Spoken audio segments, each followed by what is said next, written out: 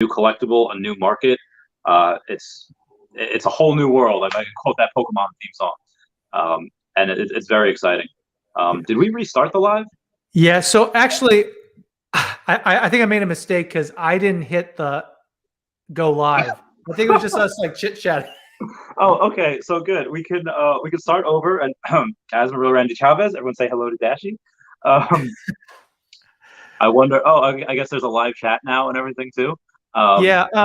Some of these comments here are people who were left comments before the stream started. Man, I'm such an idiot. But oh, I didn't even see these. All right, there we go. Yeah. Sitting on this comment. Okay, yeah, very good, very good. Oh, Junior Sanchez. Hey, that's a buddy of mine. You haven't really? gone live yet, have you? Huh? You haven't gone live yet, have you? Like you're like in general, you haven't. No, this is my first time. You know, I've never done this before. I was trying to scramble, just try to figure all this out. But Yeah, this is my first time. Thank you for doing that. No, yeah, it's fine. Because I right now do not have a computaradora, so I will I just do everything on my phone. I told everyone once I get the card sold and I buy everything I need to buy, I'll get a computer set up and a gaming computer. Oh, How I Made, what's going on? How I Made is a big subscriber of mine as well. I guess he's a subscriber of yours as well. I don't know if you've seen him comment. I don't think so. I don't recognize his name, but that doesn't mean he's not a subscriber or something like that. But I just don't recall his name there. So yeah, no, I've mentioned you a few times on the channel, so a bunch of people probably went over and like, oh, I'll check this guy out too. Yeah. And so I guess introductions for people that don't know me. I'm the real Randy Chavez. I go and I specialize in high-risk lending and high-end Pokemon cards, and I am a big Earth 2 and VV/OMI advocate. And that's it about me. Well, I'm Daniel. I do mostly OMI-related content. This is mostly like a passion project versus like a financial endeavor. But yeah, that's who I am. Yeah. So what would it take for, I know you said you and your wife both had pretty good jobs. What would it take, what price would OMI or something have to go to for you to be like, you know what, I don't need to work anymore? Yeah. So I think, you know, I'm involved somewhat in, or at least listen to a lot of content for like financial independence, retire early community. And I've done the kind of the calculations kind of with our lifestyle and things like that. I think we can get away with about $1.8 million and retire and live a pretty comfortable life off something like that. So, you know, I think probably as long as I continue to dollar cost average into OMI, I think something even like 25 cents in the next couple of years, 5, 6, 7 years, that would be enough for me to say, I can just do whatever I want. I can quit my job. She can quit her job. We can live comfortably and do what, you know, we truly want to do in life, whatever that is. So. Yeah, that's great. I guess the idea behind, I know you said you hadn't thought that you just got partnered with YouTube as well, right? Yes, probably like a week or two ago. Yeah, so and that happened very, very quick. It took me like almost a year. I started making videos in March of last year. I didn't get partnered until January of this year. So it took me a while. You did it much quicker than I have. And again, you have that video editing. You do the fun joke every video that gets people laughing, gets people in the mood. So I foresee you going really a lot higher because you, Taps Trades also makes really good quality content. He does. But you make content a little bit more consistently. You always throw like that nice joke in there that's really funny. Taps Trades for all of his great things. Who's a big nerd as well, loves going to Comic-Con, which I'm pretty sure I've seen him before at those cons, or at least no way. Yeah, like because I recognize his Majin Buu cosplay. I was like, I'm pretty sure I've seen that before, and I was like that white woman doing that calculation, like you know that meme. But yeah, he's great. I got to go live with him at some point.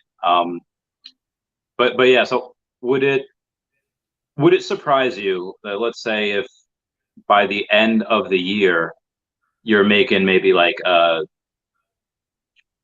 maybe like $1,500 a month or $2,000 a month from YouTube? Would it surprise you if that happened? Yeah, I've only have about 3 or 4 days of like monetization data. Oh, okay. So yeah, I can't really tell right now, but it wouldn't surprise me too much if maybe I get about 10 grand in revenue. And granted, I don't know how the holidays impacts revenue and stuff like that. You might know better than me for sure. But I think 10 grand would be a good target.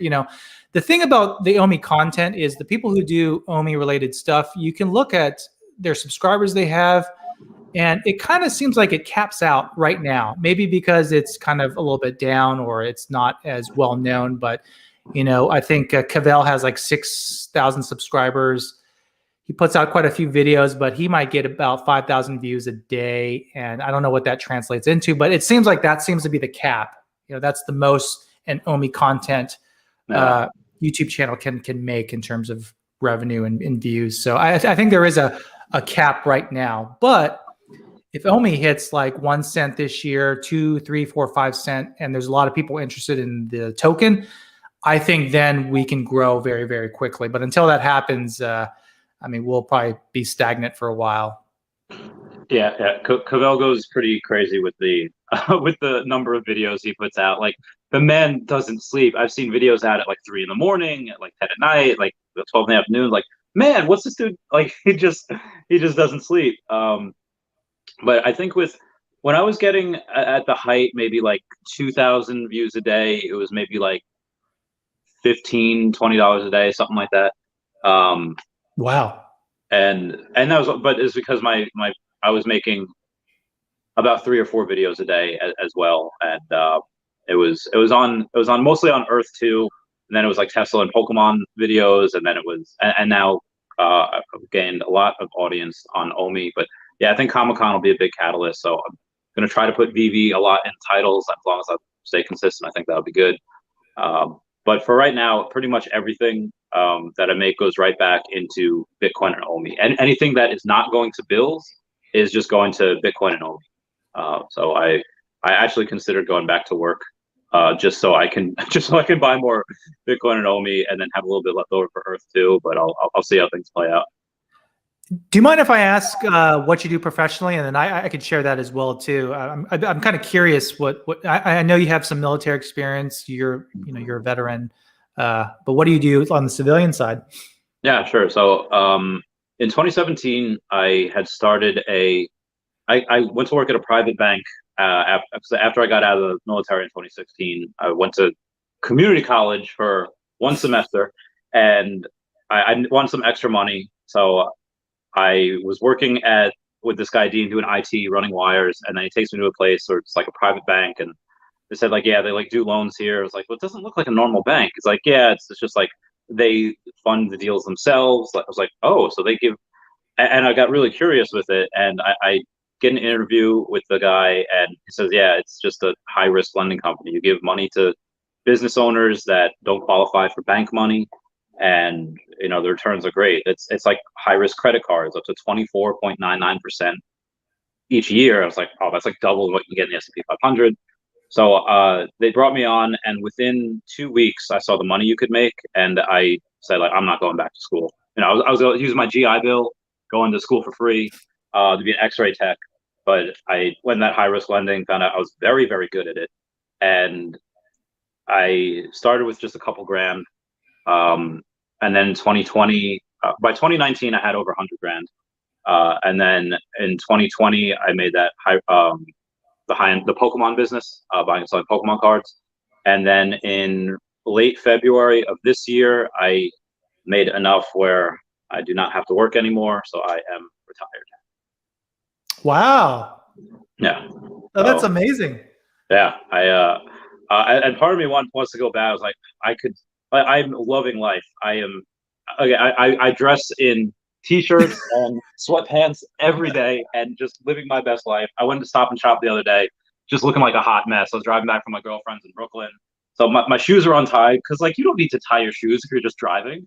So I just go in there and my hair's all a mess because it was I was driving and just in shorts. I definitely don't look like I retired at 30. I look like very, very poor. But what about you? I know you said you and your wife have good jobs. What y'all do? Yeah, so we both work in healthcare. I'm a nurse practitioner. So what that is, it's a registered nurse who has had some advanced training. They can diagnose disease. They can prescribe medications, order labs and X-ray. So essentially, doing a lot of the functions a physician would. Yeah. And my wife is a physician assistant, so very similar role, job, but just slightly different training. So she does essentially the same type of job I would under the supervision of a physician, same with me as well. And actually what happened was I was in the military. I did a deployment to Iraq. Yeah. U.S. Army, Army Reserve, be all you can be. Air Force is better. Yeah, so I did a deployment to Iraq. Did that, was actually a pretty good deployment there, pretty safe for me. And I had a lot of GI Bill money too. So I had a criminal justice degree. I was interested in maybe doing law or something, but I realized how much debt you have to go into just to do that, and the payout is really, for most lawyers, it's really bad. So I used all that money and basically went to school essentially for free. Got a nursing degree, worked a little bit, and eventually completed a master's degree, and got me to where I am today. So, I'm really appreciative of the military. Yeah. I definitely wouldn't have done it without them. So you were an officer, because you said you had a degree. So. Yeah, I wasn't actually at the time. I was in ROTC, but I wasn't contracted with ROTC. So in the middle of school, this was 2008 or something. Height of the Iraq-Afghanistan war there, and they needed people. So I got called up because I didn't have a contract with ROTC officially, and I got put into this intelligence unit that just got clobbered together and just sent over there, willy-nilly, essentially. So after I got back, I realized that's not what I want to do. I mean, that was my goal at one point. My dad was an Air Force officer. I wanted to follow that track, but it really wasn't for me personally. Nothing against ROTC or the Army, just it wasn't for me. Yeah. Honestly, if you went Air Force, might have been a little easier because we had better food, we had better living conditions. We had a very nice tent when we went to Kuwait. The AC went out a lot, which sucked, but you're familiar with the heat. I think. What time did you go? Did you go in winter? Did you go in summer? Yeah, I think boots on ground was like May 2009. No, gosh, I forgot my deployment. No, it was 2009. Yeah, May 2009. So it got really, really hot. It cools down a little bit, but it still gets pretty hot even in the winter time frame. And it's a desert, so it gets really hot. It gets really cold. All right. So you said the winter. I just blacked out for like 2 seconds. Yeah. No, I think it was like the summer time frame, I think. Oh, so you went in fighting season too. You went in the midst of it. How old are you? You said you went in 2009. Yeah, I'm 35 now, about to be 36. Yeah. Wow, you look younger than me. You look great. I know it's the Asian genes. Yeah, man, I'm jelly. I wish I had that. Even with being in the military, I mean, I feel like most of us that went in, we looked at our ages when we went in, we went out, we looked like we aged like a decade in like 4 years. That happened. It's like, oh man. But yeah, like that decade challenge that happened from like, oh, show yourself at the beginning of the decade and the end of the decade looks like 20 years. Oof. Yeah, it was not fun. But what I actually might do I don't want to, in the fall is just take some really easy classes like piano and something that I know pretty well already or whatever, and then just use that, just kind of skate through and use that the BAH money that they give you for and I'm in New York, so that worked out great. And just buy more Bitcoin and buy more OMI. If I sell that card today or in the next week and I could buy it, let's say 0.002, and I put in 100 grand, that's 50 million OMI. So going right there, I'm going all in. But I also, for the viewers out there, I don't care if I go and do that and then it immediately gets cut in half and goes from 0.002 to 0.001. I don't care what it does short term or long term. I have very, very strong conviction. Yeah. Tell me about your card. I know I saw a little bit of your content. You talked about your Pokemon card, and I know some cards are really valuable, but I didn't realize that the card you had was actually very, very valuable, at least on the eBay marketplace there. Yeah, so it's called Trophy Kangaskhan, and the story behind it is that it was only released in May of 1998 in a parent-child tournament, and a parent and child would battle together against another parent-child, and if you won a certain amount of battles, you were awarded that card. And I thought it was really cool. So in January of 2020, I got one that was labeled a PSA 4. So it was very low quality grade because it had a little bit of an indent on it and whatever. But at the time, that was the most I'd spent on a Pokemon card. It was 10 grand for that because I knew it was very undervalued. And because there's less than 100 that were given out. There's only 43 that are actually graded. So I was like, okay, let me get one of these, even if it's the lowest grade. And by August of that, or July of that year of 2020, I talked to this guy that was selling his PSA 10, and it was only 11 at PSAs, professional sports authenticators. 10 is the highest grade that you can get. So having a PSA 10 is like top of the top. There's only 11 of them in the world.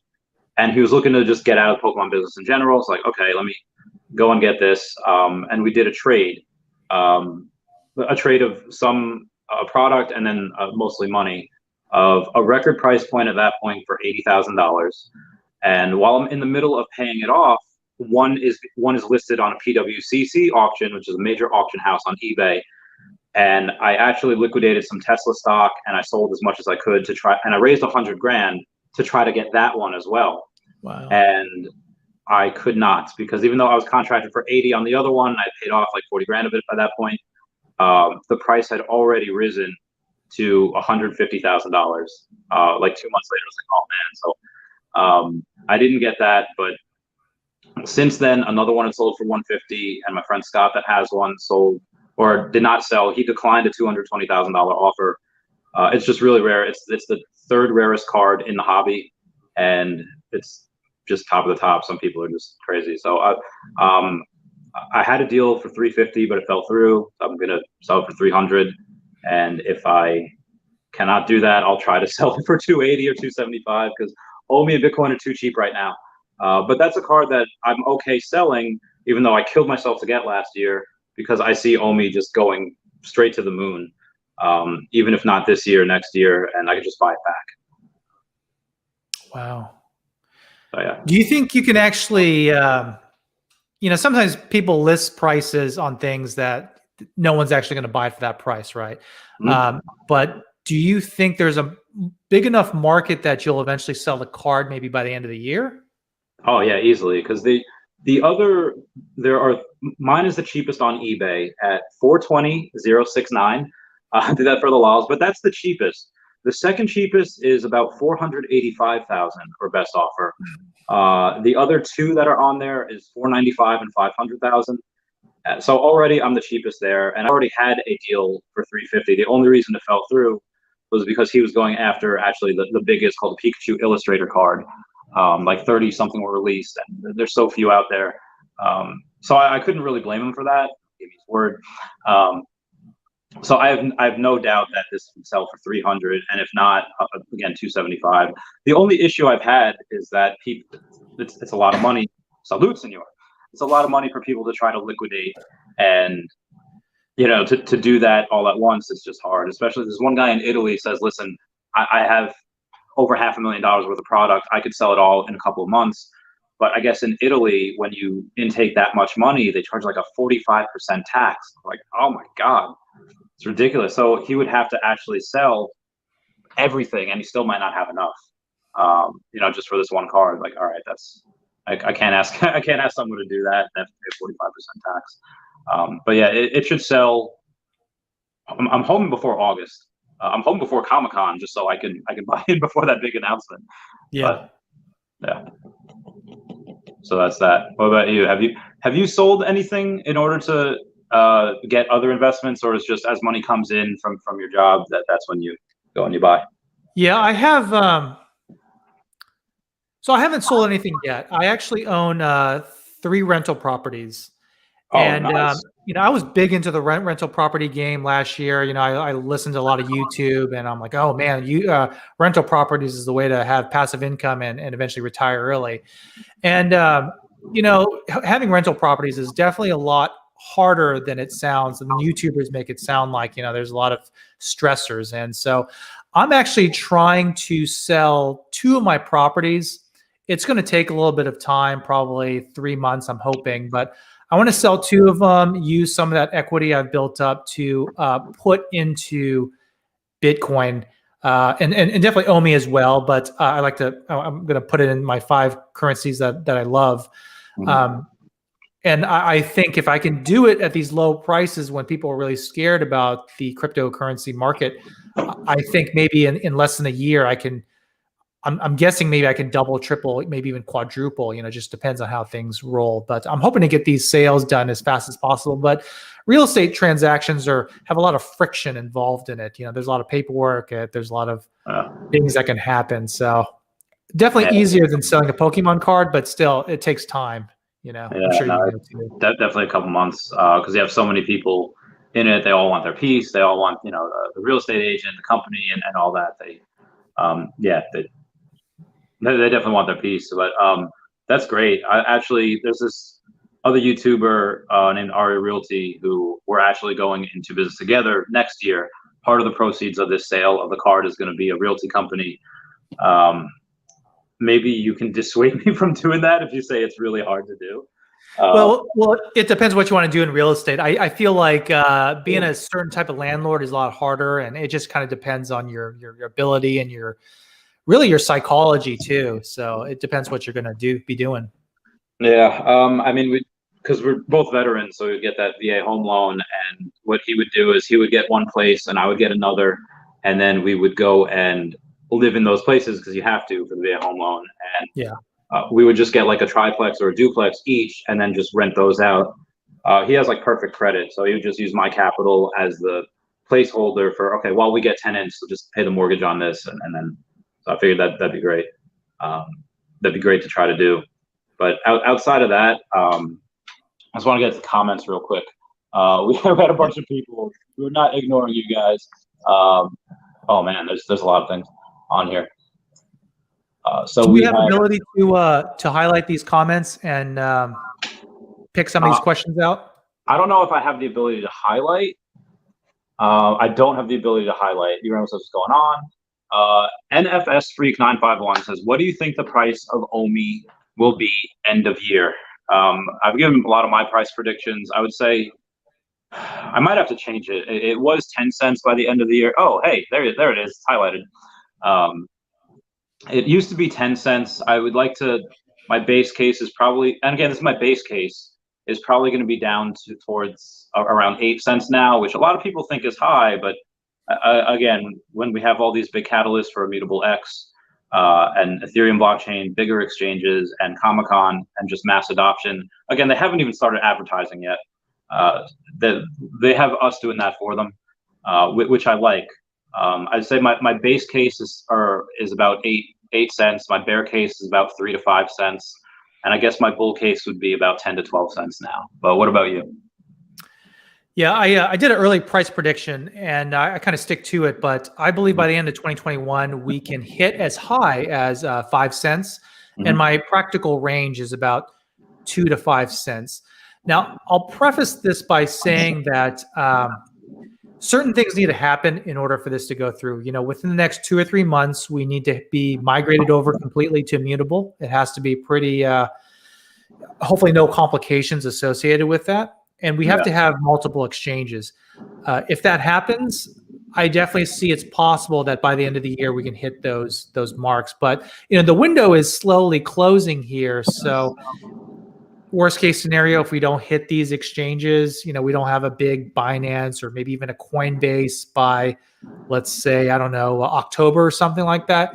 I feel like it's not possible for us to get there, because when you look at how prices move, it's not like, oh, it's trading at 0.002 and all of a sudden within 12 hours it's at 1 cent, 2 cents. It takes some time to slowly build up. It takes months even. You know, when Ethereum hit its all-time high, it took, from what I remember, at least a month or so to get there. And so I expect the same to happen with OMI. It will take some time to get to those levels. I mean, in a counterpoint though, in that same breath, Ethereum has so much volume already. It takes that much Right. more volume to help it grow. But Right. we saw it already with, and again, maybe there just wasn't a lot of sellers at this point with JP, subscriber of mine, my friend, that just with $200,000, one person causing it go from 0.0035 to 0.005. And that's just one person with, a couple $100,000. That's not to say like, okay, well, what happens if we have, a couple of millionaires come in, or I guess multimillionaires, and they put in 500,000 or $1 million into this. For some people, that is like chump change. Like a bunch of people we talk on the Pokemon videos about how like millionaires are like changing the market, and it's like, well, listen, like this is the tip of the iceberg. There's people in sports cards that actually spend millions of dollars on one card, and not including art. People that buy art for like 9 figures. So for them to put in $1 million is nothing for a lot of these people. And I'm very curious to see. I think we could actually get all-time highs pretty quickly, like within a couple of weeks of it going on another exchange like a Binance or a Kraken, because we've already been at 1 cent and just on these 3 that we have right now. So as we get more and more, again, that's what makes me a little bullish. And again, all these big catalysts, all this big news that should be making the price go up, actually the price is going down. So I feel like it's again, it's just my opinion on that. But one of the other comments to move on. Oh man, what do we got? And Anand One Kenobi says, "What does immutable actually mean, guys?" That's just the. Oh yeah, hey, there it is. What is your thoughts on that? Is he talking about the actual definition of the word, or is he talking about what does it mean for us to migrate over there? I think the migration over to immutable and the Ethereum blockchain. Yeah. So, I mean, I don't know the technical aspects. I'm not a technical person, and someone can maybe answer. Maybe you can answer better why GoChain is bad. But from my perspective, when I look at immutable, I look at that as having a chain that can actually support some of the things we really want to do. I don't see us being able to transmit NFTs on GoChain, whereas I see immutable us being allowed to do that. They've talked about interoperability between immutable and OpenSea, for example. So I think for Vivi, that's a step in us actually being able to move our NFT around. Right now it's trapped on the app because of whatever reason, but I think we need to do that for us to truly say we own our NFT. Just like if you don't own the private keys to your coins, you don't own your coins. It's kind of the same with NFTs. And definitely, if we want to get some of these big exchanges, I think we need to be on the ERC20 chain. I've said before that Coinbase Ventures is actually invested in immutable, and I definitely see the connection between immutable and us eventually getting a Coinbase listing. So for me, I think being on immutable means it's easier for us to eventually be listed on Coinbase. And to me, Coinbase represents the biggest and best exchange out there right now.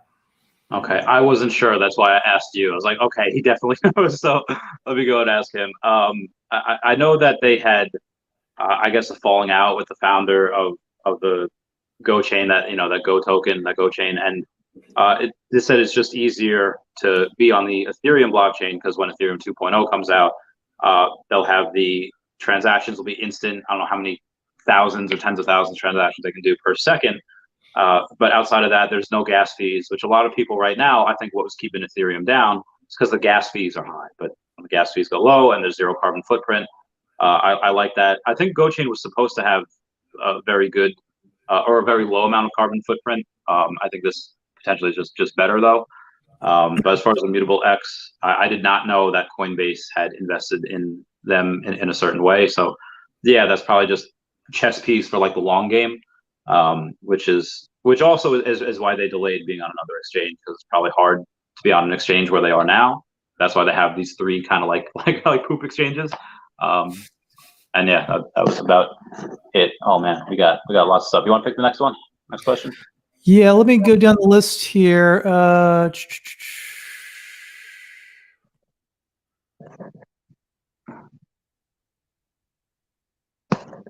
You see a good question here? I don't really see questions. I see a lot of comments here. Yeah.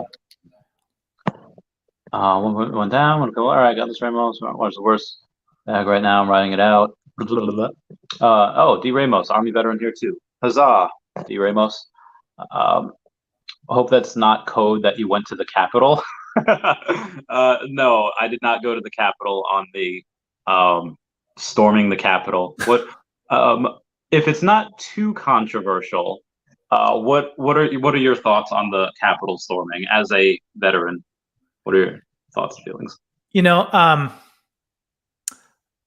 I guess I won't get too political, but you know, I understand that people want to protest certain things. You know, maybe they're obviously weren't supporters of Democrats, but you know, as a veteran, that real and seeing actually some veterans at that Capitol. I was working, you know, seeing patients, and I had to put Fox News up basically because I mean they're doing it, they're showing it, and it was just so sad to me. I mean, that's I don't know. It definitely hurt me to see veterans storming the Capitol, essentially, you know, trying to overthrow the government in a sense. I mean, that's against what we signed up for, you know, who we pledged allegiance to. You know, despite our difference in politics, we signed made an oath to defend the Constitution, and that's definitely not what I saw, and that's really sad there. So. Okay, all right, I definitely understand that. I don't know. I don't know if there are actually legit numbers on this, but how many people were there because they wanted to overthrow the government versus how many people were there for like, oh, we got nothing going on. This would be a cool photo op. Because you see like some old people in there. You see people that just you know, dressing in like Viking costumes. Just to they did it for the gram. They did it for the Instagram, something like that. I do. So again, a little bit of conspiracy mind going over here. Like, if that were me, or if I think anyone that just had a background in just security, be like, okay, well, don't let these people in. Just get more security here. Just arm people. Even if they have like beanbag rounds, like, all right, break a couple ribs. You know, just don't kill anyone. I just wouldn't let people in. I don't know why they did that, but I thought that was yeah, that was a good take. That was pretty interesting. Yeah, I feel like they didn't have enough security to secure that whole area. I mean, you know, Capitol Police, I'm not sure their experience or had the numbers to cover that much ground. I mean, you know, you heard them talking about maybe trying to get the National Guard in there, and in hindsight, we probably needed the National Guard there more quickly. But I'm thinking they were just trying to delay as much as possible to get all those VIPs out of there. You know, the Vice President Pence at the time, you know, Nancy Pelosi, all the congressmen and women. That's what I think they were trying to do, is to make sure that they weren't harmed in any way and to buy as much time as possible. And those Capitol Police, you know, they're heroes, you know, so. Yeah, no, agreed 100%. We got a new question from Mehdi, Mehdi. Hope I'm pronouncing that right. Saying, how much is the anime guys, you think, for the collectibles? I think it means like how much money will they bring in? It says, are people really interested still, for example, in Pokemon? I don't hear the younger generation talk or having interest in any of the Superman or Batman. I guess the younger generation would be more interested in anime, because Batman, although you have so many shows to choose from, Batman the animated series where we got in, you know, almost 30 years old.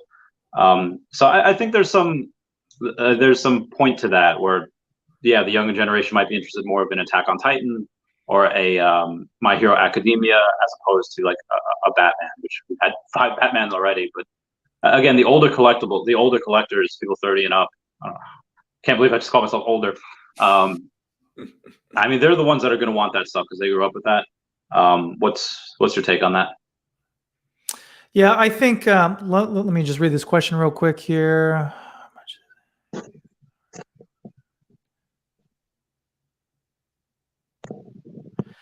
Yeah, I definitely I think people are interested in anime quite a bit. You know, when I was growing up watching anime, if you said you liked anime, you were called a loser, you know, like things like Dragon Ball Z and stuff like that. I hid that right now.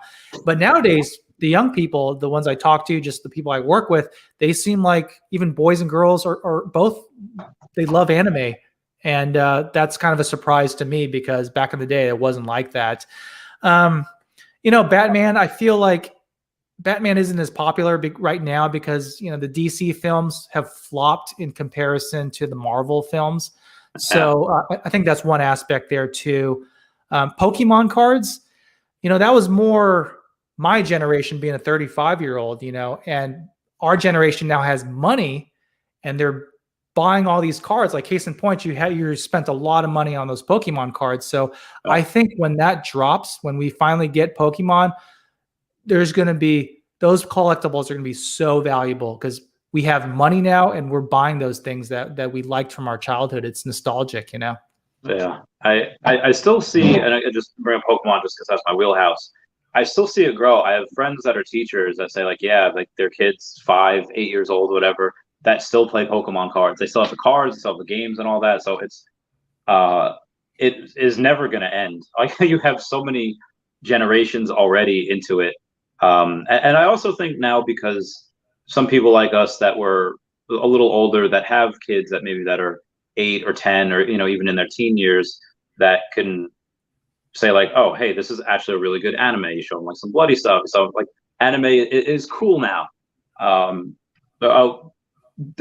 Sometimes it's definitely more accepted. But yeah, I remember actually the reason I got into, I told this on my channel before, the reason why I got into boxing is because at the end of 6th grade, I had this, it wasn't a purse, but it was like a thing that had said Game Boy on it. And you carried it around with your Game Boy inside and you had the games inside. And these 3 8th graders showed up out of nowhere to kick my ass for still liking Pokemon. So like they didn't even take my stuff. Like they just like you're a nerd and they just beat me up. So I swore revenge. I trained all summer and I got involved. It was great. And then like I just not thinking that like I thought they would be there the next year, but I thought they were 7th graders, they were 8th graders, and they had left for like I was like, oh man, I don't even know who they are. I don't know their names. But yeah, that's how much that we were not appreciated back in the day.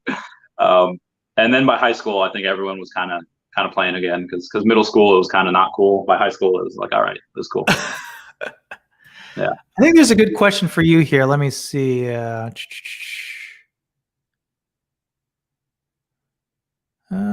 It's hard to find these comments here. Oh, big stretch. Oh, other big stretch.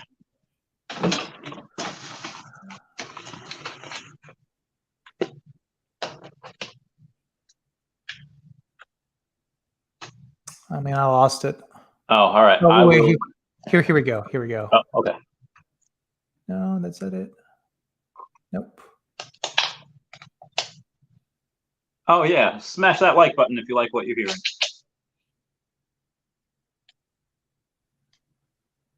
Yeah, I am very. Oh, sorry about that. That's here we go.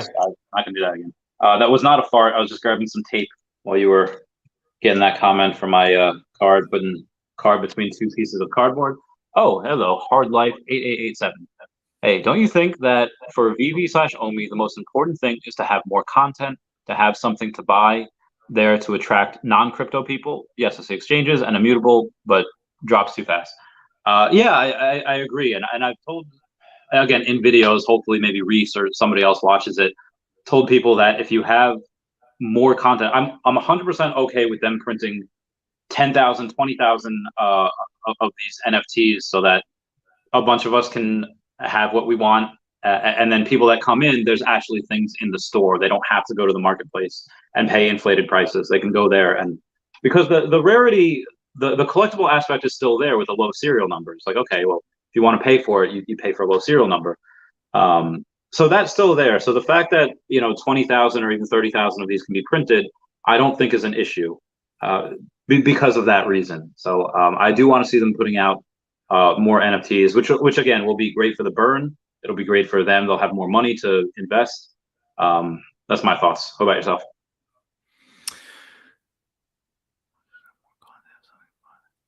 Yeah, I think they are going to put out more content, and I don't think it's about just increasing the amount of mints out there. You want to have you want to create some sort of value, and you create value by limiting the collectible. So there's that side. You don't want to just increase it drastically and just water down the value there. But I did read or watch something recently. It's when Dan Carruthers was in Tokyo. He mentioned how there's 100+ brands that will be released in 1 to 2 years. And when you think about it, that's quite a bit of content. I mean, how many That's about weeks? two per week. Yeah, exactly. And I think it'll take time for them to reach that level. I think we might see that by quarter 3, quarter 4, because they only had so much content, and I think they're just trying to scramble to get as much out now that they've seen so much demand. But 2022, we're probably going to see 2 a week, maybe even more. And can you imagine how many brands they'll have by the end of 2022 going into 2023? There could be 300 brands, we don't know. Yeah. So I think there'll be a lot of content in the next upcoming years, maybe even the next quarter. So we'll see. I mean, we've already seen 2 drops in a week. I didn't think that was going to happen this early, but it happened, Yeah, like I said, I think they're lying when they said they have like the next 5 or 6 years worth of content like ready. Because even if they do that, like just with DC alone, you have let's just go, not even Justice League Unlimited, just Justice League, where you had, Flash, John, Hawkgirl, the Trinity of Wonder Woman, Batman, Superman, and what was the other, Green Lantern. So you have all of these that you can go.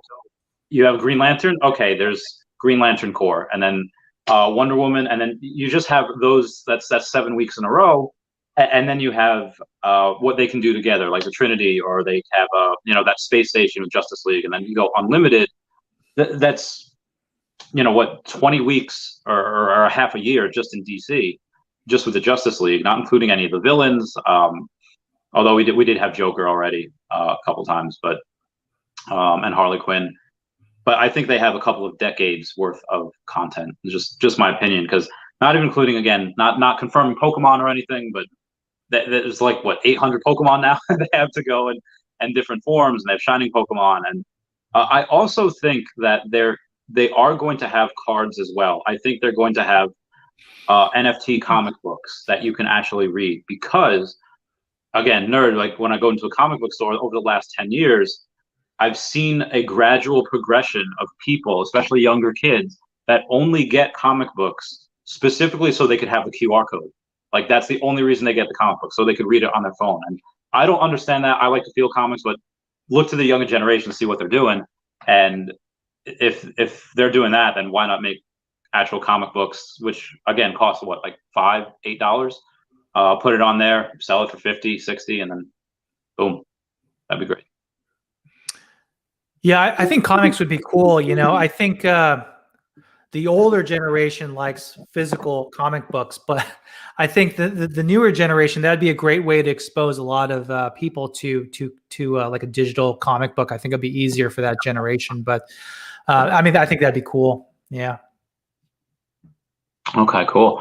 I see from One Kenobi says, Randy, I had 125,000 tiles in Earth 2 and had downsized to 70,000 tiles, which has enabled him to upsize in Omi and Cardano. Do I think this is a good move? So for me, it's never bad to diversify, and especially if you're taking profit. Never went broke by taking a profit.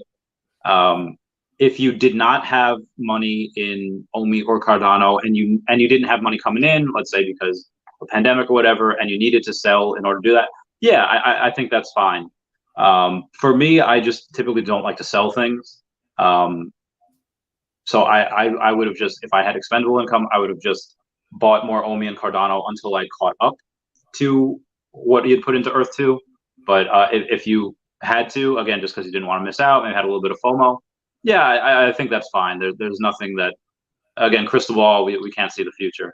And what are your thoughts on that? Selling things that you have a lot of, say, of Hot Wheels, sell a couple of those to buy other products that are potentially good. Again, I like Cardano, and clearly I love Omi.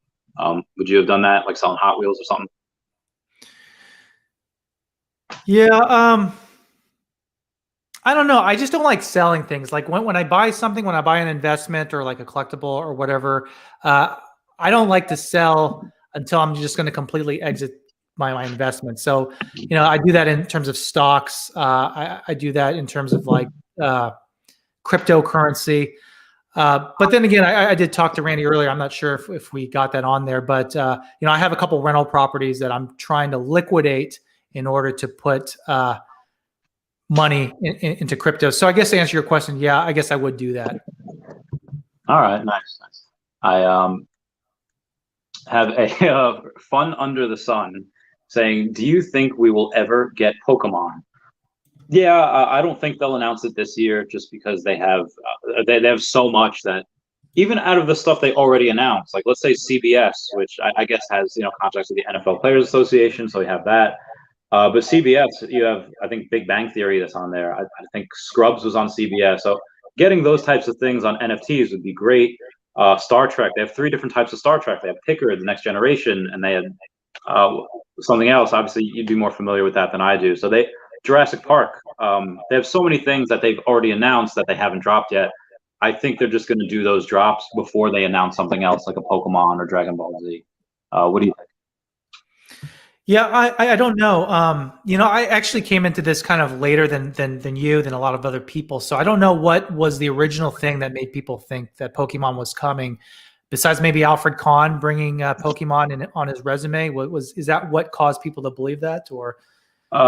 Yes, that, and I think it was it David Yoon, where he had said, so again, it was just a tease, which he teases a lot. I don't know if any of them come to fruition, but something said like, yeah, we gotta collect these all, gotta collect all of these NFTs, and then David Yoon responds on Twitter, gotta catch them all.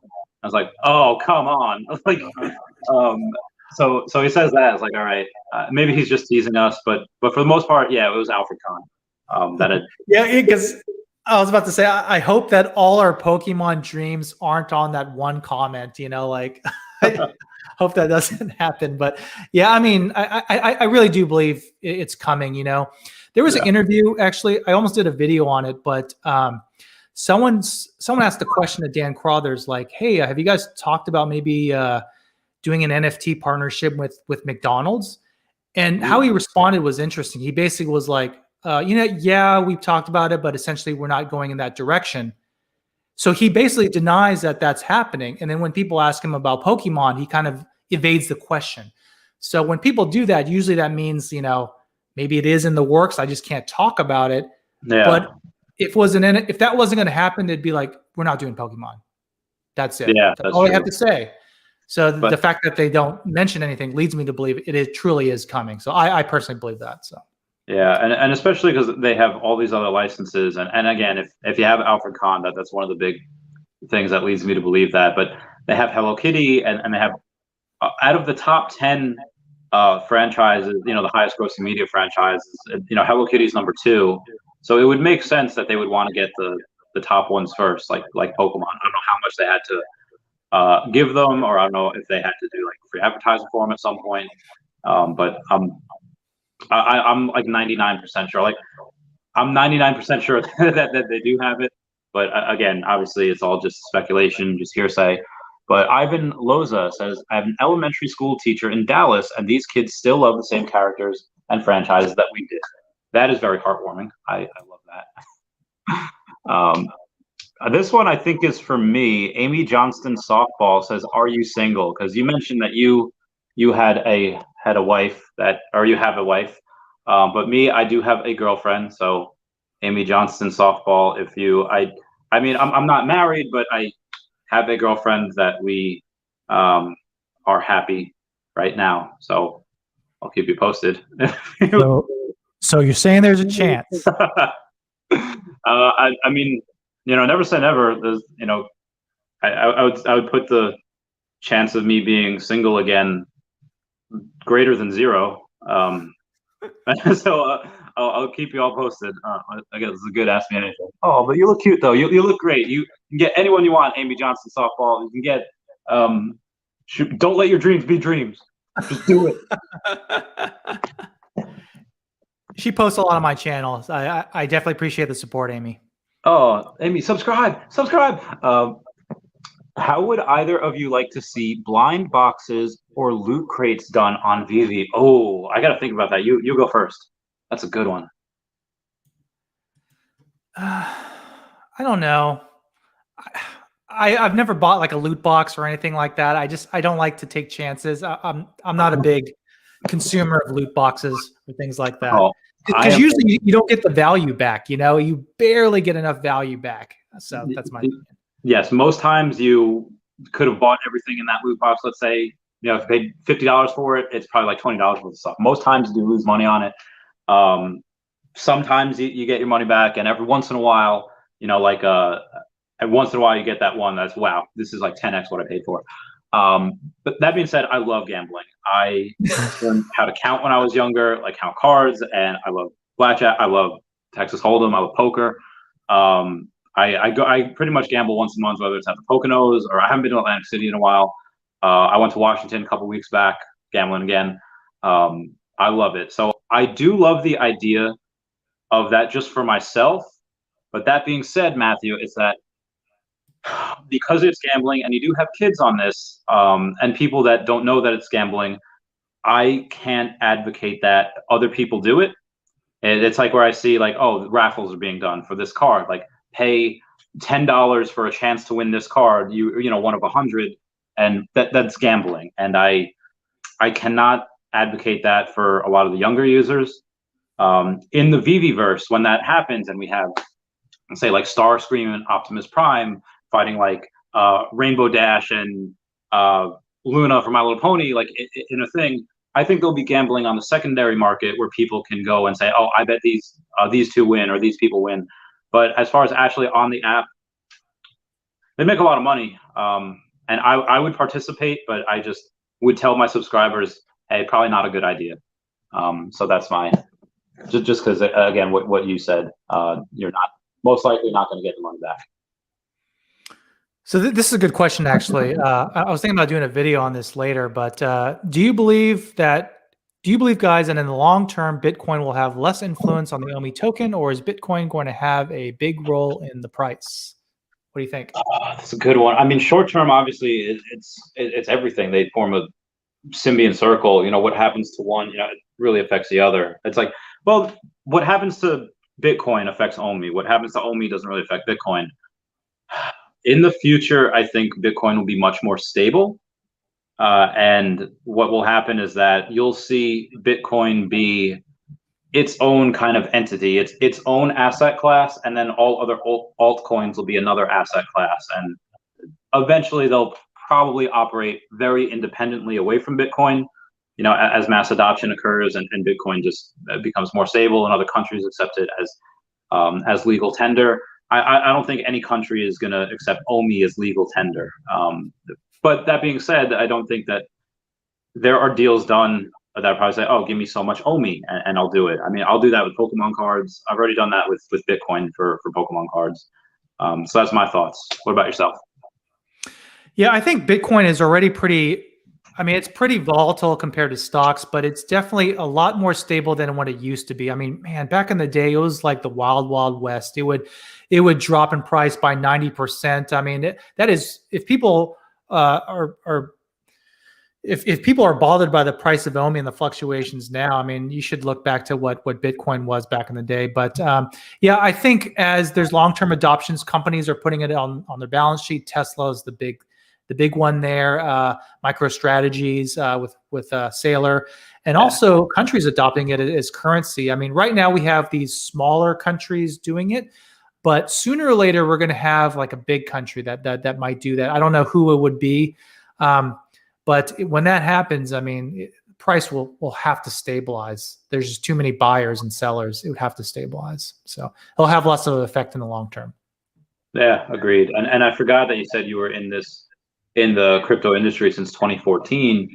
So you've seen it all. You've seen the highs and the lows, and yeah. So it's great that you're still here. Like you didn't have paper hands, and you're still here after all these years. So I'm glad to see that. Just a testament to your diamond hands and to your mind, your fortitude. Bullish broke bloke says, "Yo guys, thanks for the stream.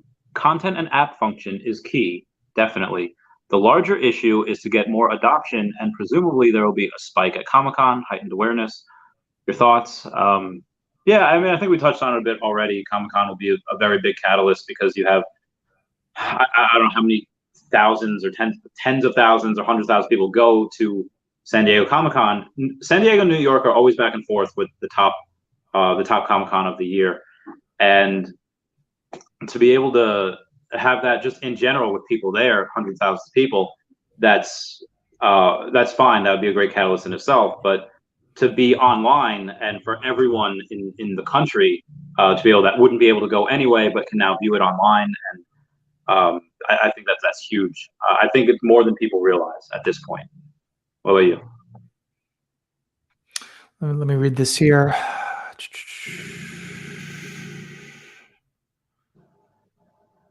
I mean, yeah, in terms of price and things like that, we definitely want to see more users. But I think the problem is I don't think the VV app can really, as it is right now, can't tolerate any more users. I mean, there was something that Reese said about, why would you advertise to get more people on this app when there's nothing for them to do or buy? The last, the Superman drop, that sold out in seconds. I don't know how this recent one did, but pretty quickly as well. I mean, Same. We don't need any more users on the app right now because they're just going to be like, this app is useless. There's nothing to do. Once we get more functionality to it, I definitely think we'll VVverse is the big one. Once that happens, definitely we want a lot of users on that. But until then, I mean, what would they do on the app, Yeah, that's a good point. I think they're hoping to. I don't know what they're hoping. Obviously, VVverse. I don't know what they'll do, because one of the interviews with the developer had said that, yeah, we have limited functionality now, like they do with, I think, Donnie, that horse from Powerpuff Girls, and you have, when you touch him, he like neighs. I think that's him, or it's one of the other horses that came out. And then you have Rizzo, right? Oh, Rizzo, yeah, that one. So he neighs. He does it like a gallop thing, and then you have what do you call it, the DeLorean, where you touch the wings go up.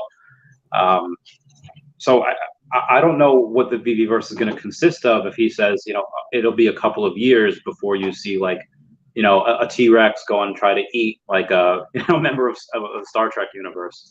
I was like, okay. So I'm very curious to see what they mean by having the VVverse out in December.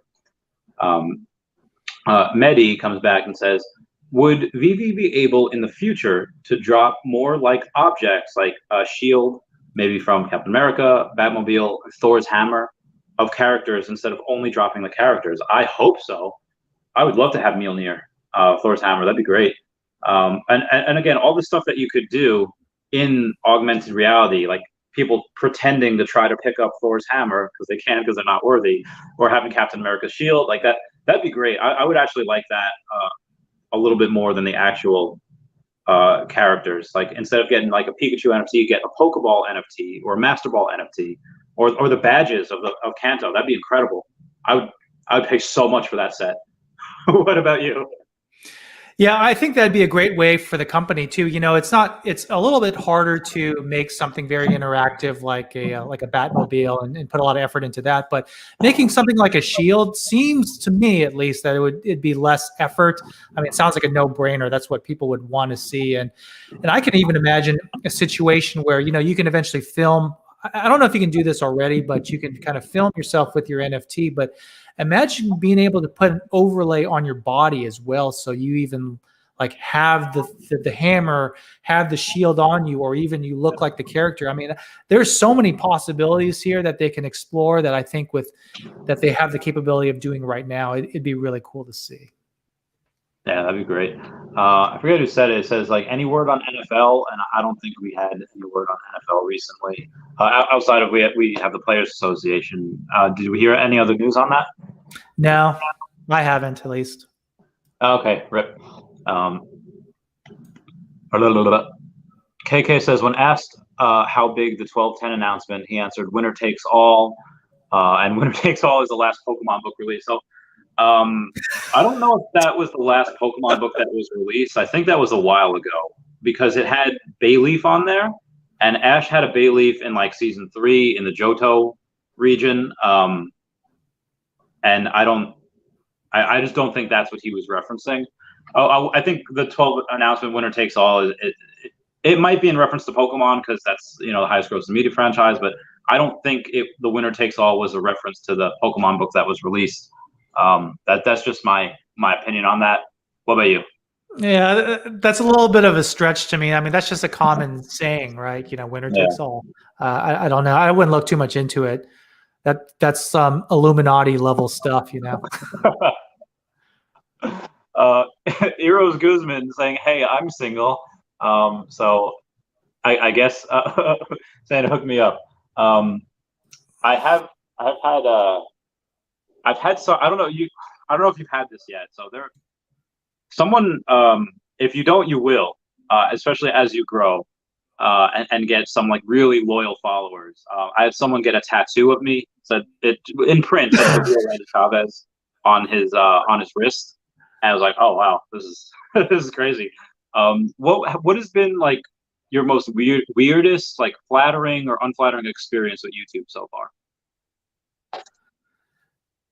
I mean, most of the comments are pretty tame. I don't think I've had any like flattering comments necessarily or anything too bad. So I can't, I've only been on doing this for like 8 weeks. So I don't think I have a good sample size yet, but I can't think of anything particularly bad. I mean, there's some annoying people every now and then, but annoying comments is still engagement. It still supports the channel. So yeah. Yeah, I love that. Annoying comments, like if they ask me like something that like they know is like I'll answer every question, but if it's like a stupid question or something like that's meant to be like hurtful towards the brand or whatever, I'll just comment meow and I'll just meow at them because and they'll say something like, "Oh, not answering the question, and I'll be like, "Woof," and just to get more content on there. Get more. I thought that was fun. Shows in the Doki says, "Better hope your girlfriend doesn't watch this." She does watch my content. What about you? Your wife, does she watch your stuff? She doesn't, and she doesn't have much interest. And to be honest, I get a little self-conscious if she starts watching stuff, because she's a little bit more critical. And sometimes, when you make these videos, you don't want to think of anything too negative. You just want to, that's your canvas, right? You just talk and then a video appears. So I prefer her not to look at my stuff, and she's not really interested right now. It's more of a curiosity for her, I think. Yeah, I guess I'm almost kind of happy girlfriend doesn't watch all my stuff because I casted one of my videos to her TV once because she wanted to watch. I did a scary story. I think it was the Goat Man. I just read a creepypasta, or it was like the woman at the airport or whatever. And when I tried to read it, I tried to act like what do you call it? Yeah, smash that like button, guys. I tried to act like what's his name? Who plays the Hulk? Who plays Bruce Banner in the Avengers movies? I tried to talk like him, like Tony Thor's gone, but in that, and I tried to put his mannerisms in, and I just looked like there was something wrong with me like the whole time because I'm reading a scary story. I wanted to get into it, and I just looked like I was on drugs, like not the good kind. I was like, oh man. I try not to watch any of my videos. It's cringy for me. Yeah, sometimes I'll actually, this is kind of, I don't know if this is flattering for me, but sometimes I'll actually watch my videos of myself, and I do that just to see if I can improve in some way, something like that. And my wife thinks I'm like super vain because sometimes I'll be in bed watching myself, and I bet you from her perspective, she thinks I'm like so full of it. But it's more of a self-improvement thing for me. But yeah, same. A couple of my earlier videos that I did when I started the Pokemon sales data, I didn't even show my face. I was like, if they see what I look like, they will just not subscribe at all. So I just showed the cards in front of my phone and going like that. And then after a while, I was like, all right, face real time. Here it goes. And then people were fine with it, mostly. Junior Sanchez says, hi, guy. Oh, you knew exactly what I was going to. I'll be right back. Sure, the buybacks have started. Apparently, Cavell stated it, and some of the YouTubers also have. We believe so. Yeah, right? We believe. I mean, I believe that it's just a lot being bought back really quickly. So I believe that it started. Is that your consensus as well? Oh, he's gone. Okay, I think he went. So I guess since right now he is in the bathroom because it's going for an hour right now. But yes, for me, you go to Omi Whale Tracker. I think just type in Omi Whale on Twitter, and then what'll happen is that you'll see the Okomi Whale Tracker or whatever, and they follow every every wallet that has like 500 million OMI or more, or they have the top 500 wallets. And they also track whenever 10 million OMI or more get bought in one time. And over the past couple of days, I'm just answering you, Sanchez. Over the past couple of days, we've seen a lot of different buybacks going to these different wallets. So I think the buybacks have started. What about yourself? Yeah, I put out a video about it recently. I definitely believe that buybacks have started. It's the only thing that makes sense. I mean, that's the good thing about cryptocurrency and the blockchain. Things are very transparent. How many companies do you know that are this transparent? Where you can verify transactions, you can see what's actually going on behind the scenes, so to speak. So, anyways, it's definitely happening, I think. Yeah, same. How I Made says, what was Reese's 12 out of 10 announcement? We don't know yet. I think that was referencing either Pokemon or something big, maybe like Dragon Ball Z or any type of big anime like that. That's just speculation though, right? Yeah, this is kind of before my time too. I don't know what the announcement was. I don't even know what the context or when this was released, but it's definitely not any of the things we've seen so far. So yeah. I think that was also in conjunction with that winner takes all. It was just, well, it's going to be 12 out of 10, and nothing that they had announced so far is really 12 out of 10. Alex says, "Hey Randy, hey Daniel, hello Dashi. Just joined the stream. Forgive me if you guys already talked about it. What are your thoughts on the OMI price in 2022 if we hit a bear market?" Okay, so a lot of people are thinking that by September, October this year, we are going to hit a bear market. If that happens, let's say at that time, OMI is 3 cents, and we hit a bear market, we lose another 70%. You'd be looking at, God, what is that? So 10% would be point. It would be less than a penny. Just estimate back of the napkin math. It'd be less than a penny. If it is 3 cents at that time, the bear market would probably go down to less than a penny. That's just my thoughts. What about you? Yeah, about the whole bear market thing, I never liked that reasoning. Like, oh, the bear market is, I've heard different things. I've heard, by December, we're going to have the crypto winter because that's what's happened before. Other people have said October. But the thing is, when you say a bear market is coming, if you know it's coming, then you're going to sell a little bit earlier. And then so if you're truly going to have a bear market, it's going to be earlier than what we anticipate. So, yeah, I don't think a bear market will have too much impact in price because it's already pretty beaten down. I mean, I don't see the OMI price going lower than what the initial price was when it was first launched. I think it was like 0.00005, something like that. Yeah, I think it can't go lower than that. There's no way. I would love it if that happened. Oh my God, I wouldn't sell a kidney, but I would go back to work and I would sell everything and all my Blaine's Charizards, my Blaine's Archives. I would sell everything. I might even sell some. I would probably sell not half my Tesla stock, but a good 20. I would sell maybe another 25 grand worth of Tesla stock, just to buy more at that price because that is stupid low. And again, nothing fundamentally has changed with the company. It just, okay, crypto winter, like it doesn't make sense why people would get out of it. So I hope it does happen. I don't care if I spend 100 grand at 0.002 and it goes down to 0.00005. Like I will spend so much more, and that'll make us not just millionaires, Deca 100 millionaires. That's so cheap. Again, I don't think it'll go down there. I hope it does, but sorry, I'm a little excited about that one. No, it's good. This is kind of a follow-up kind of question. I don't know if we answered that already, but I don't know. It's hard to say, but I think if we hit 3 to 5 cents and it goes into a bear market, I think we're going to be still at a higher price, because when you think about it, it's not like we go back to where we were. It takes time to get to levels like that.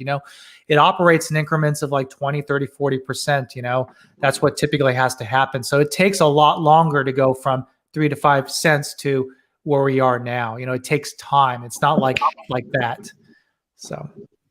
Yeah, agreed. Carlo Cruz says, do you own any VV collectibles, and what are you most proud from your collection? I own a Ultraman 2D painting. I own one of the crypto kids, like one of the ones that looks like the Loch Ness monster a little bit, almost like a demented Lapras, that little blue guy. And then I own Superman. I just got, what's the third one I own? I don't even know. It's I don't even. Oh, it's yeah, I don't know. Well, what about you? Oh yeah, you don't have any NFTs yet, right? Yeah. Yeah, we actually talked about this a little earlier, just privately, I guess. But I don't own any collectibles, and it's not because I'm not a collector necessarily. It's just nothing has really hit me too hard where I feel like I need to buy it. I actually almost bought Slimer because I'm kind of a Ghostbusters fan. But for me, Star Trek would be huge. Like I know that David Yu put out like I think it was like the USS Enterprise. I would love to get that. I would definitely drop money to get that. But nothing so far has really struck up my fancy, so to speak. Yeah, I think my most proudest right now would be Superman because that's my only full set. A bunch of people like to get the full set. You need all 4 or 5 of the drops, but for Superman, you just need 1, and that's a completed set. So I'm very happy about that. And One Kenobi says, Daniel, Randy, what are your favorite 3 to 5 cryptos you invest in? For me, I'm only investing in 2 right now. I'm just investing in Bitcoin and OMI. When the Earth 2 coin comes out, I will invest in that. But I also do like Cardano, Binance, Solana, CRO, and Ethereum. I just haven't invested in any of those yet. I didn't see that question. Where's that question? And One Kenobi, it's under. And One Kenobi has got kind of like the green. So, yeah, that one. So I think I have about 5 cryptocurrencies I actively invest in. It's Bitcoin, Ethereum, Cardano, OMI, of course, and I do have a little bit of. I keep forgetting it. Not XRP, the other one, Stellaris, Lumens, XLM. Yeah. Oh, nice. Oh yeah, look, I've wanted to get into Luna as well, just because I like that they're very liquid. There's like 20 billion of them, right? Something like that. Yeah, I like that a lot. So I should probably get into that as well. Outside of that, what was the last? Next question. Looking at Hodl Yoda says, "Are you guys sure OMI price will rise? Eventually, I'm sure. I wouldn't be." And I also told my girlfriend, like, listen, babe, I know you're getting used to me like not working, being around a lot, but after I sell this card and I put it all into Bitcoin and OMI, and if we have like a solar flare and crypto's like destroyed, I need to go back to work. And so I'm literally risking like retirement on it, where if it doesn't work out, then I'd probably have to go back to work. So that's how sure I am it'll rise eventually. What about you? On a scale of 1 to 100, how sure are you? I'm 90% sure. And damn, that's a lot lower than I thought. Huh? It's a lot lower than I thought it would be. Oh yeah, I mean, it just depends on your time horizon. Do I think it's gonna rise higher than a cent, 2 cent, 3 cent in the next couple of weeks?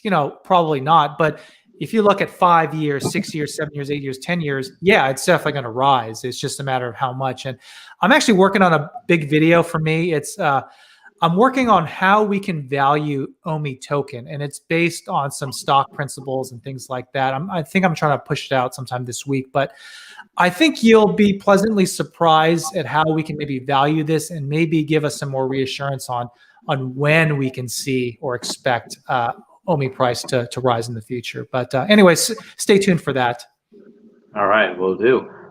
BT says, talking out buyback, do you actually see OMI price fluctuating with these performance? In the past couple hours, I haven't seen the price. I mean, outside of last hour, because I've been on live with you, I haven't seen it go up or down that much, even including the news with the buybacks. What about you? Have you seen anything out of the ordinary? No, and I don't think we'll see that because I think it's essentially priced in. You got to look at the market. The market price represents what we believe the price is based on all the publicly available information. So they would have to announce something kind of big, a little bit unexpected, see and positive to see the price drastically increase. And I think buybacks is something we've been expecting for so long that we're not going to see an increase in price related to that. Gotcha. Poor Man Printing says, "How the heck are y'all having such a good time?" And I'm at work. Well, I know it's your day off, but for me, I don't work anymore.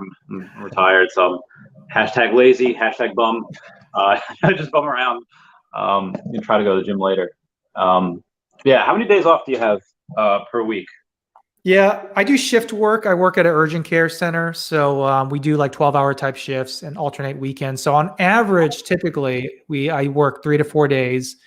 Usually it's a 12-hour shift. And on the weekends, it might be an 8 or 9-hour shift. And that rotates. So I have a lot of days off, but I have longer work days, so to speak. Yeah, that's nice. Good. Yeah, I love those 3 to 4 day weekends. Those are nice.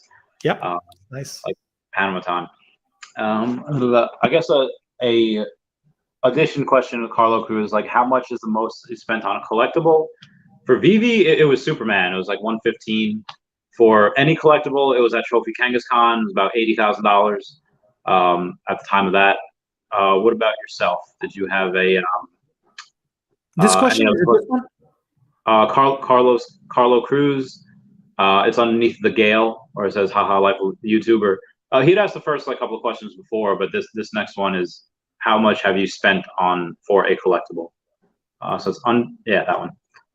So I said 80,000 for me for Trophy Kangaskhan. What about yourself? Do you have any like Star Wars or Star Trek stuff from back in the day, figurines? Yeah, not a whole lot, to be honest. Like I'll see something I like and I'll buy it. Spending under $50 kind of thing. But I usually find something I like and I buy that. I usually don't collect huge sets necessarily of things. Okay. Medi says, what do you guys think about the OMI token and what will give it the value compared to the gems? And what can we expect about the VVverse? That's a loaded question. I mean, the gems itself, like that's their stable coin. That one gem will always be equal to $1. That won't change. You can make the argument that as the Federal Reserve prints more money and as other countries not necessarily drop the dollar, but they start using Bitcoin in conjunction with the dollar, maybe you can make the argument that those gems are worth less money because the dollar is being inflated.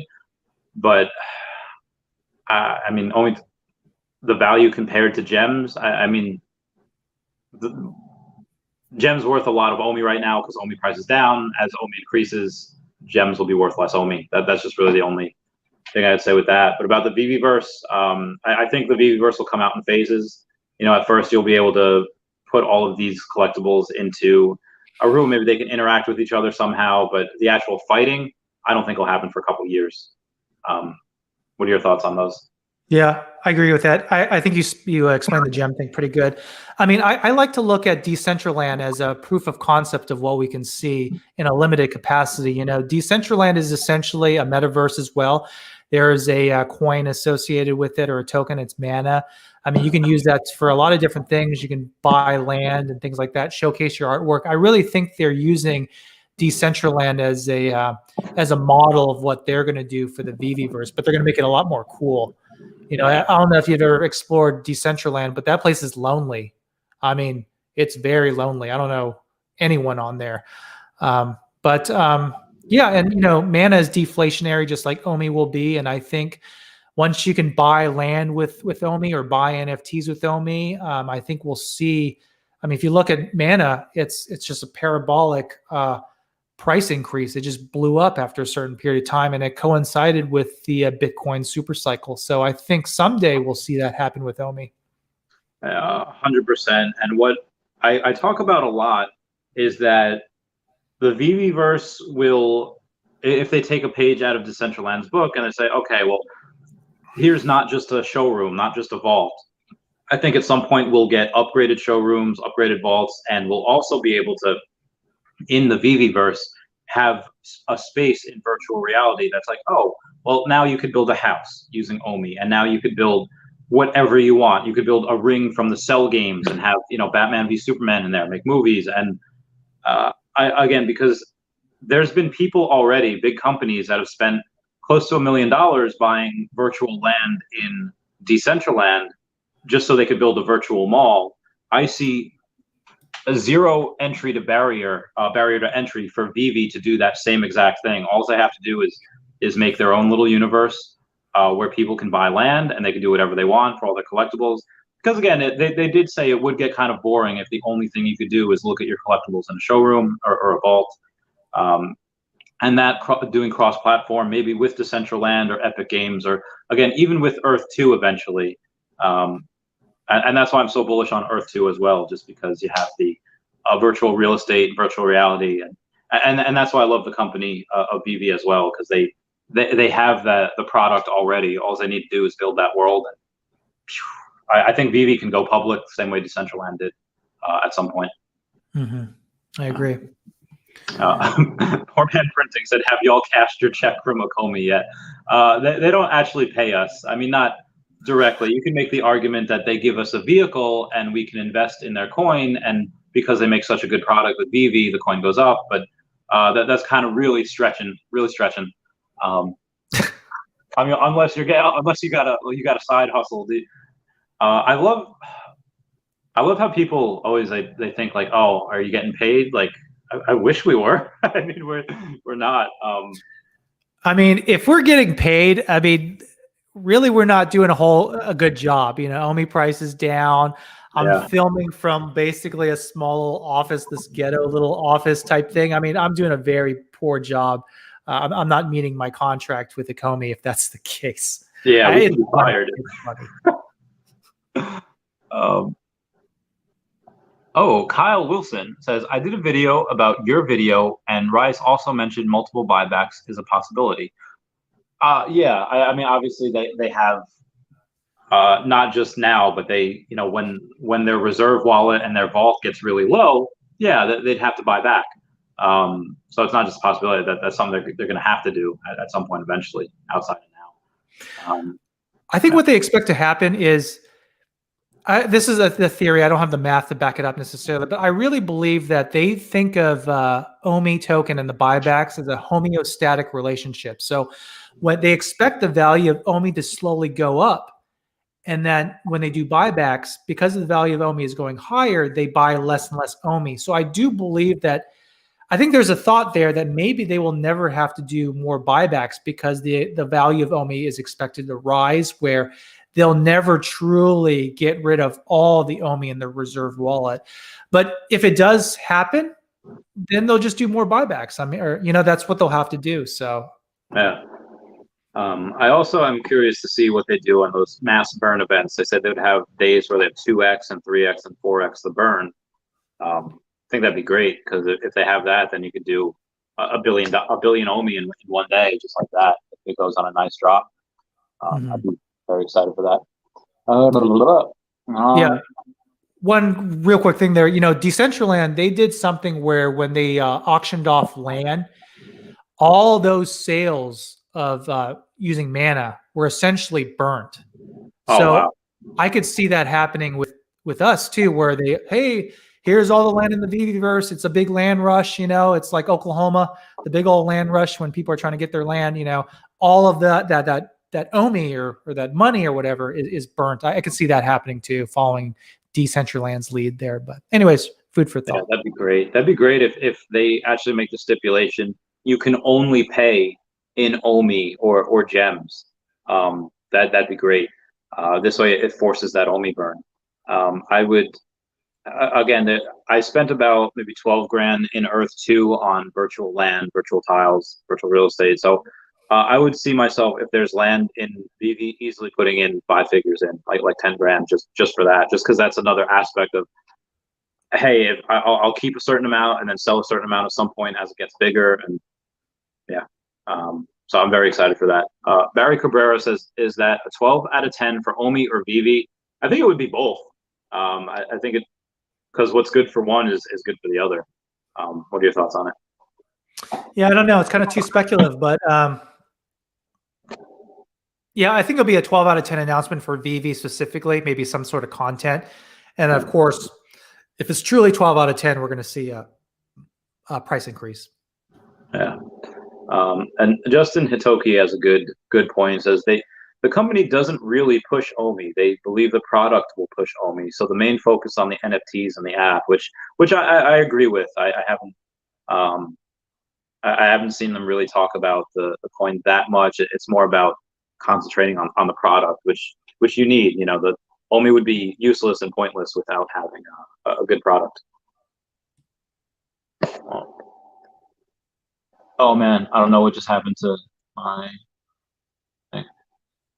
Okay, Carlos says, will Omi partnering with Immutable outperform Terra Virtua and Matic's partnership?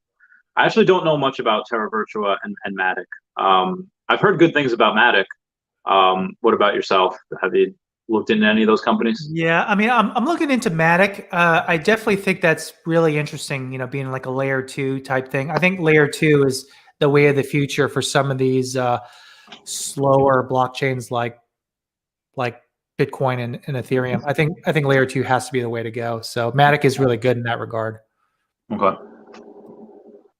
Mehdi says, what will be the impact of digital goods, collectibles, and products in the future, and will the NFT space get more mainstream? Sorry for many questions. Yeah, no, we go to the questions.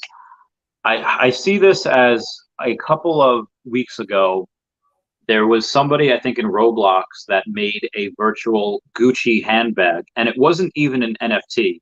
It was just a virtual Gucci handbag that the one it was based off in real life sells for like $3,300 or for $3,000, whatever. But the one in the virtual reality in Roblox sold for $4,400. And again, that's not even an NFT. So I think a bunch of this is the future. Gary Vee says NFTs are like, and virtual reality, like Internet 2.0. There's so much money to be made. I mean, and 10 years goes like that. 20s came and went like that. So in another 10 years, you're going to see a bunch of these, I think, be very, very valuable. Yeah. I think, you know, when I used to play video games, one of the things I played was Diablo 2 on the computer. And people were trying to sell their items and sell their characters. And it was really, really hard to do, but there was a good marketplace for it. And now I've seen the demand for these things like digital goods go up. You know, even like with Counter-Strike skins, people gamble and buy and sell skins and things like that. So there's definitely huge demand for it. I know the NFT bubble has burst in a sense, but what's going to rise from that is things that are truly valuable, not just a no-name artist who has no skill, no talent, putting something up and selling like hotcakes. They'll have to have real value, and people will have to value it. But I think it is the way of the future. Yeah, agreed. And we caught glimpses of it before. There's a game called Second Life where, yeah, you've heard of it, where people make their living off of that. They make skins or they make accessories for your avatar, and people buy them. They can live off that, which is great. Mashi says, he's got to go and leave his 3 sons, but he left us a couple questions. What would you use to store save for the next 1 to 3 years? Ledgers, right? For me, I just use a trust wallet for my Omi. What about you? Sorry, where's that question at? I said, what would you use to store save for the next 1 to 3 years? Ledgers, right? Secure wallet is still out of stock, right? Cheers to both of you. Yeah, I'll be honest. I don't use any hardware wallets. I put my Omi in the VV app and some on the exchange. And a lot of my other cryptocurrencies are on BlockFi, so I get interest there. Or I'm staking some of them, like some of my Ethereum is also being staked. So I'm not using a hardware wallet. I think you probably should, but I think you can make a lot of profit by using other products to kind of build some interest and things like that. So, anyways, yeah, if they allow staking with Omi, oh man, it's over. I'm staking everything.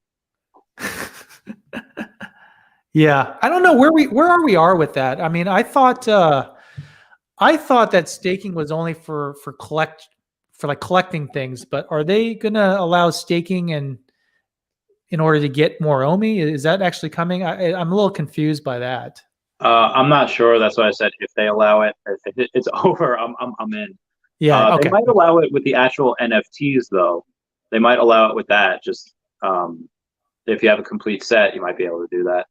I think it was Orion Crypto Trader had mentioned that. I was like, oh, that'd be really interesting if they did it.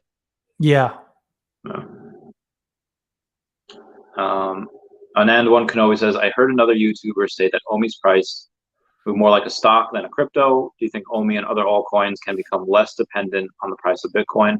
We kind of answered this before. Yeah, in the future, when Bitcoin is more stable, and it doesn't really move that much, other altcoins will react to different types of news independently from Bitcoin. At least that's my take on it. I think Cavell said that, and I don't like when people say that OMI is like a stock, because I mentioned it previously in previous videos. But stock, you have some sort of protections, right? You can sue the leadership if they don't do anything, if they do something awful that results in your loss of value. Also, when you have a stock, the company is actually responsible to try to gain more value for you. Whereas OMI token, there's no such legal directive to do so. So I don't really believe it'll act like a stock. I think it'll be connected and correlated with Bitcoin for a long time, for years maybe, until maybe it's more mainstream and can stand on its own, but not anytime soon. Yeah, I feel you. Mashi says, at Poor Man, I want to drink peanut butter beer, but in Germany, I guess it's not available. Your guest room. I don't think I have had peanut butter beer, actually. Not in Germany, it was in New Jersey, but there's a thing called Screwball. It's peanut butter whiskey, and that's really good. But I love Germany. Did you fly into Germany on your way to Iraq? You go to Germany, then you went to Qatar? No, I think we went to Ireland. If we stopped in Germany, it wasn't for very long. And actually, my dad was in the Air Force, so we were. I lived there for a couple of years on an Air Force base, but I never had any of the beer or anything like that. Oh, you were Ramstein? Yeah, Ramstein. Yeah, I have a bunch of friends stationed there right now.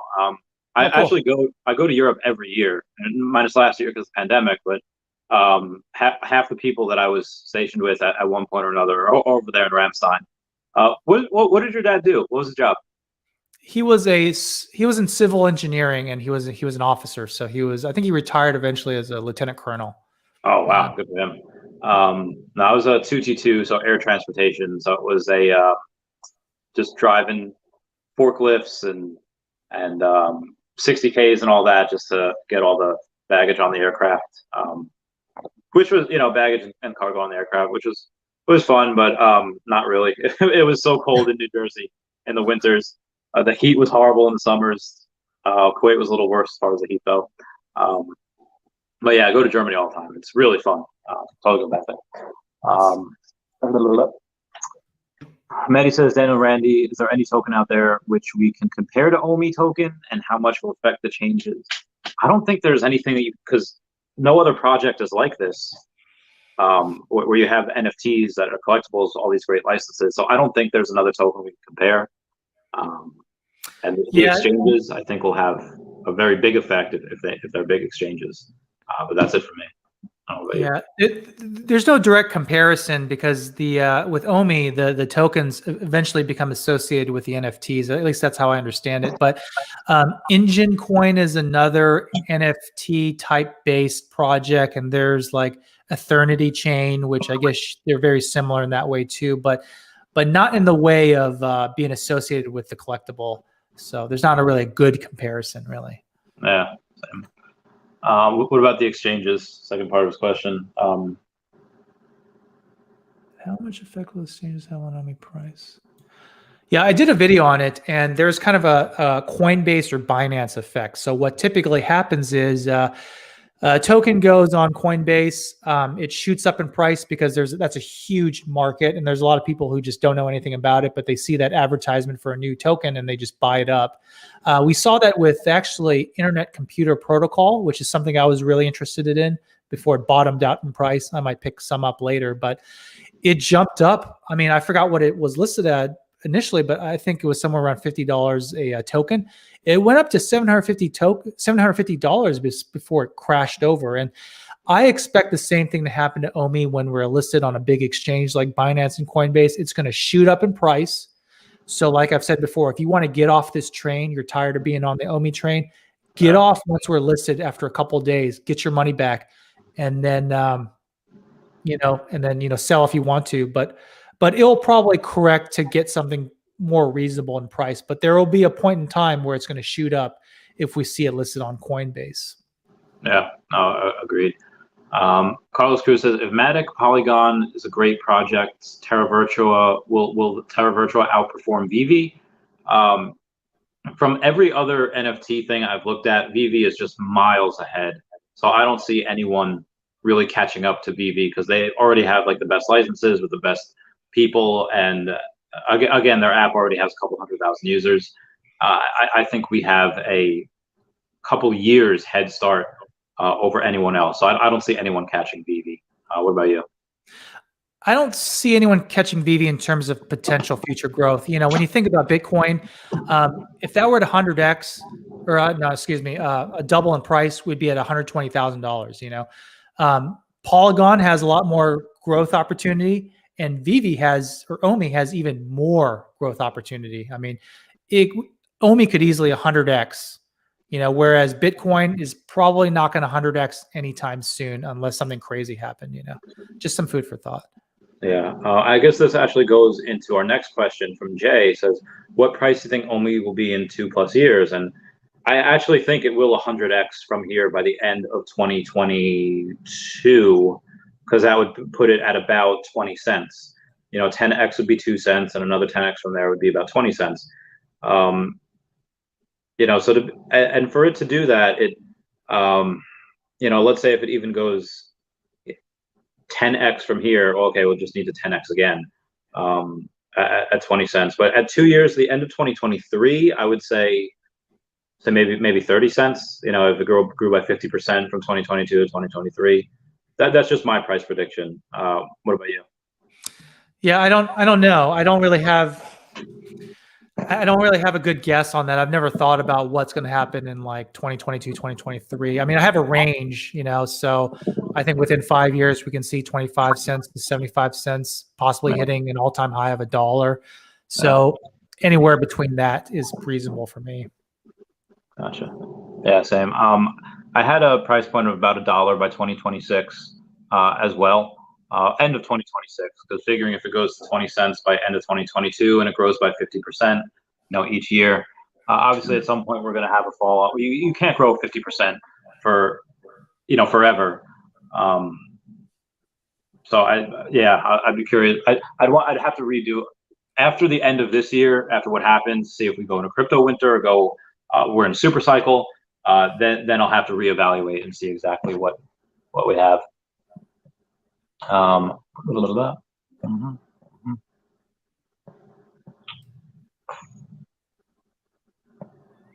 okay. So Poor Man Printing says, I've talked to Reese, and what he said was, as of right now, they're focusing on staking for collectors, but not so much for Omi holders. There's some legal issues around that, like XRP in court now. Okay, so I guess we have to wait for the XRP thing to resolve itself. The only thing I don't like about XRP is that XRP isn't needed. Like Ripple has a great product, a great company, but it's completely centralized, and that's what I think everything is with XRP. Which is why I haven't invested in it, so I haven't mentioned it. But yeah, like I said, staking of the NFTs would be great. What are your thoughts on that? Yeah, I think who was it? I think it was Hello K. He put out a recent video where he talked about, I think it's like the Howey test for securities. That's actually a great video. I would check that out. I mean, it basically outlines things that these companies can't do, otherwise they'll be classified as a security. And I don't think anyone wants the vast majority of our cryptocurrencies to be classified in that way, to have all that regulation that comes with it, So. Yeah. Then you said, did we ever go to the Netherlands? I haven't yet. I will in the future. By yourself, you do traveling that way anytime soon? No, I don't think I'll ever go there. I don't know. I mean, my wife and I plan on doing a big European trip, maybe once our daughter is a little bit older, to appreciate it. Maybe 5-10 years from now, we'll go on a big Europe trip and hit up places like the Netherlands, but we'll see. Cool. VV Agent says, hey, Dan is Air Force kid as well. He was born on Hickam Air Force Base. Oh! I'm going to Hickam in December. See a couple of windows. Yeah, can't wait. Have you been? Yeah. So my dad was stationed there too, and we have family there. My dad grew up in Hawaii, so I loved Hickam as a kid. I mean, I love Hawaii. We actually just went there a couple months ago. I think it was in October, right when they opened up for vacationing in 2020. But man, I would love to go back. I love Hickam. Yeah, same. I think it's great. We have a current update of OMI price is 0.00166658. Heck yeah. But another $500 in there today. Order should be filling right now. Oh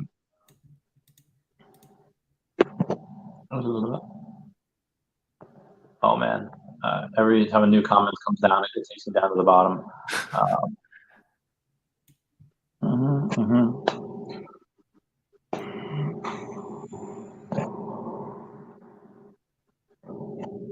I don't know why people are afraid of BitForex, an exchange in Singapore, and they buy NFTs on a VP company in Singapore. I mean, I don't know. I guess it's just because it's complicated to buy on BitForex, as it, it's not like Coinbase or Cash App where you buy it straight from the app. You have to go and send Bitcoin or USDT, and then use that USDT to buy OMI, and then if you want, transfer it into a trust wallet or whatever. So that for me, that's just why it's a little scary. Yeah, I agree with that too. There's a lot of laws related to doing fiat to like cryptocurrency. So that's why a lot of these exchanges, they don't offer that option. So it's a more hoops to jump through. And also, like I said, I was in crypto since like 2014, and I saw a lot of exchanges go under. I mean, even Mt. Gox, the original exchange in Japan that people were buying crypto on, Bitcoin on. I mean, that went under. There were a lot of others that went under. I mean, so that's my perspective, is seeing a lot of cryptocurrency exchanges go under because they're fraudulent. So I'm always a little hesitant if I don't have name recognition. So that's why I do a lot of trading on Coinbase. Yeah. But yeah. Good call. 12 Thomas 65 says, do you guys get any idea about delay time for the swap on Immutable? I think they're waiting for Ethereum 2.0 to come out, so we're just waiting on them, contingent on that. It's just my thought on it. Yeah, I don't know. I thought I heard something about maybe in a couple months we would be on Immutable, but I don't know. I think that timeline will be pushed back a little bit, but. Same. I'm gonna do one last question. I gotta bounce to get my day started. It's like 2 o'clock. Jay says, do you guys think we can hit 0.0001? Oh no, I'm sorry, it's just 0.001. I hope so. Maybe. I don't know the probability of that. I don't know what it'll do in the short term. What about yourself? Yeah, I think you can go lower than that, actually, a little bit lower. I mean, we're trending that way, so it's very possible. Be prepared for it. So it's probably going to happen, unfortunately, in the short term. Fantastic. Again, I'd love to buy down there. So that's it for me, guys. I also have only 25% battery left on my phone, so I'm going to package up this Pokemon card. I gotta do everything, and I'll catch you all later. Thank you so much for having me, and we'll do it again sometime on my channel when I can get a computer. I can figure this out. I'll go from there. All right. Yeah. Thank you, guys. Thank you, Randy. Goodbye, Dashi. All right. Catch you later, man. Thank you again. Yeah. Bye. Yeah.